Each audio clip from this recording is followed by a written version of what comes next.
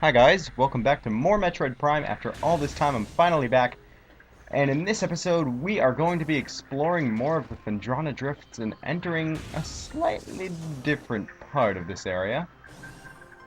As you can see, as we enter this industrial-looking place, we've got these security cameras that fire lasers at us, and something kind of important. If I could scan it and not die. You, come on. He's just humping me in the corner. Damn it, I couldn't scan him.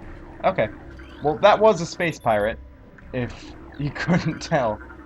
My scanning didn't really go so well, but that was a space pirate. I'll scan the next one I see. Let's see, here we go.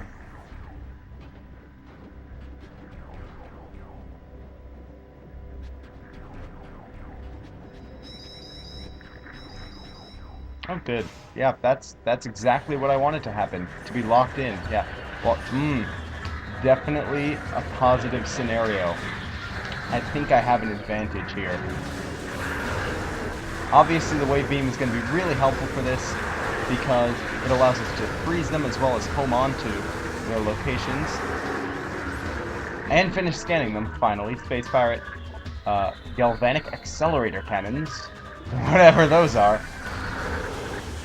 Yeah, with the wave beam, as long as you can focus on one enemy at a time, these guys aren't that bad, actually.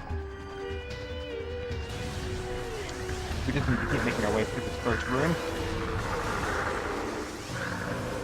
The doors have been unlocked. That's always good. Now in here, I believe we'll get the map.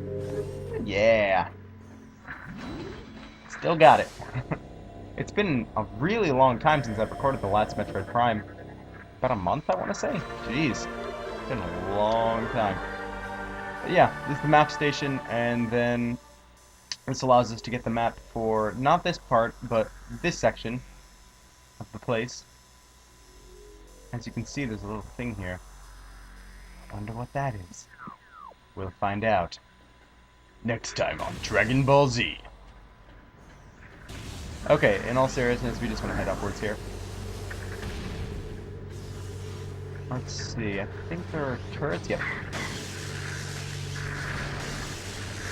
A couple missiles will do it. Additionally... No, this isn't the right pillar. Never mind.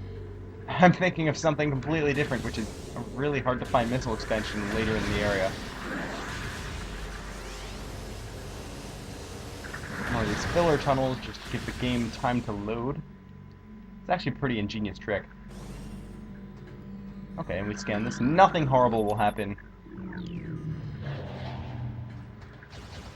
Okay, more space pirates. After a while, this space pirate theme, the song that's playing right now, gets really annoying. I'm just gonna put that out there right now. You hear it and you're like, oh god, not these guys again. I mean, you know, it's obviously not the worst thing ever, but not exactly my favorite thing in the world. Let's see, anything important to scan? Anything important to scan will be marked with red, like this right here. Our initial tests exposing Talon 4's indigenous parasites to Phazon appear to be successful. Increases in strength, size, and aggressiveness are common in all test subjects, as well as unforeseen evolutions like additional poison sacs within the abdomen and the appearance of a second ring of mandibles in several subjects.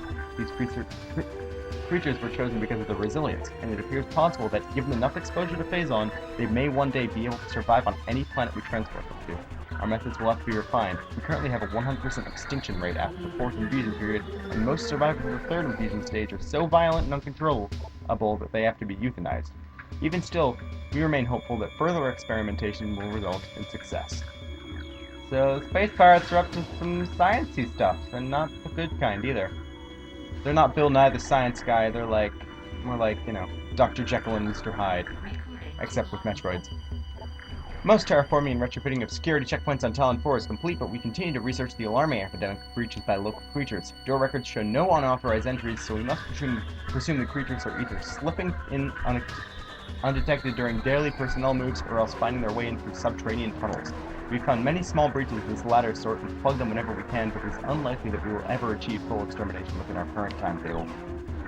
Okay, so stuff is getting into the space pirate base that's not us.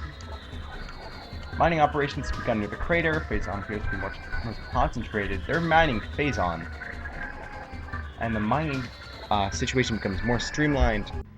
So for some reason it stopped recording. That was weird. But now I've got more stuff. They're finding Metroids. We've continued through the area, and I found the pillar that I was looking at. Also, 50% of logbook downloaded. Yeah. This was the pillar I was talking about. It's made of cordite. We can't do anything about cordite yet, but we will be able to do things about cordite. Oh, we will. Just you wait. Yeah, it kind of sucks. The capture card I found seems to kind of randomly stop recording when I don't want it to. Which isn't the best quality of a capture card. Although I don't know if it's the capture card or just my computer. But whatever. We are now in some sort of ice cave. With turrets in it. An ice cave with Tourette's syndrome. Not Tourette's syndrome, Tourette's syndrome. Okay, this is a cool room. Well, first we've got some space pirates, of course, because they are just all over the place right now.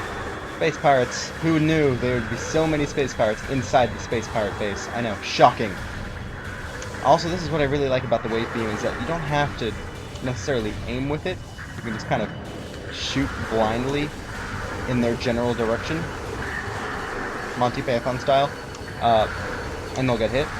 Additionally, because the wave beam shoots pretty slowly, it's a good idea to use the charge beam more than just tapping A. Cover my health a little bit. I'd like some defense. Defense would be nice. Oh, whatever. We can scan this and activate a holographic sequence. Oh, boy.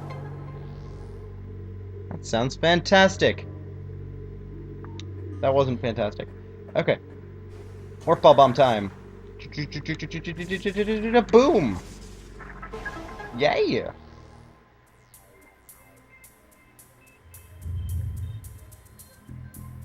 So now we begin the little process of turning on everything. Because for some reason the space pirates had this room and they just decided it wasn't important to be able to turn on the lights and everything. Because, you know, screw powering your own base.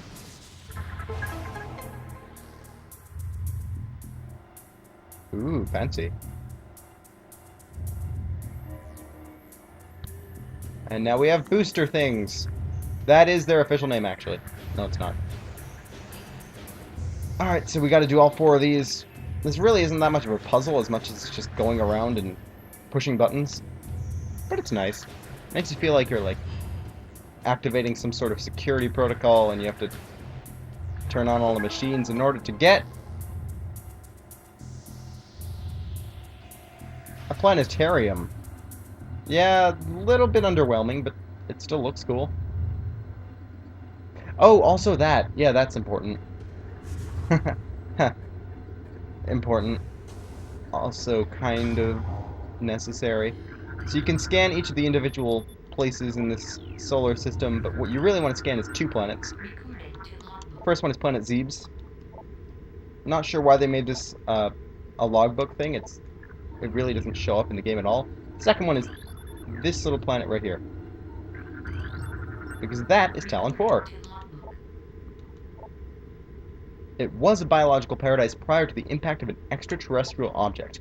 Remains of the biosphere is slowly fading due to exposure to phazon radiation. At current rate of decay, Talon 4 will be a barren Class 13 wasteland in approximately 25 years. So, let's try and stop that decay so we won't be a Class 13 wasteland, whatever that means.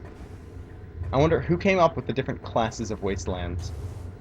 I'd like to see some sort of instructional guide on classifying wastelands. I think that would be very informative. But really, the only purpose you would actually do that is for that thing in the center, which I'll get after saving. Haha!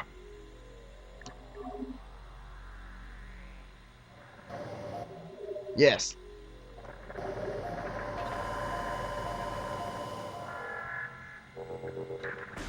Also, I don't know why I'm using the power beam now. Okay, wave beam. This thing is important.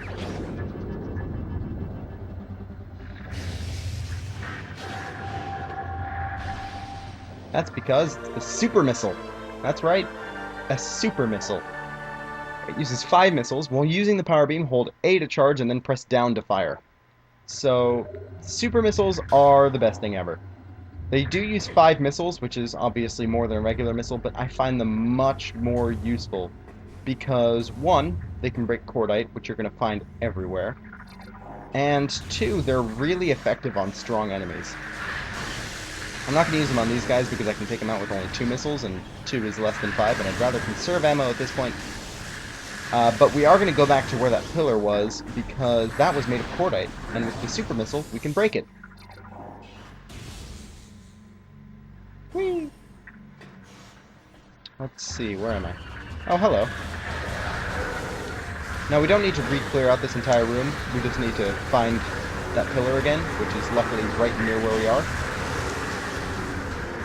Shoot a couple more missiles. And now, switch to the power beam, hold down the A button, and once it's fully charged, press down! Woo! That's fun!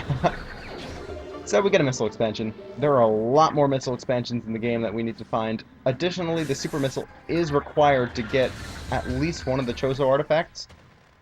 So you're gonna want to get it.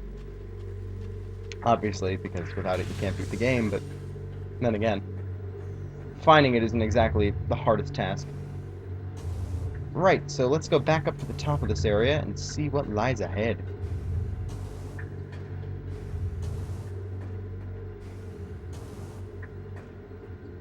But I think we're going to see what lies ahead next time on Metroid Prime. So, next episode, we're going to be going through that door and presumably fighting more space pirates. See you guys then.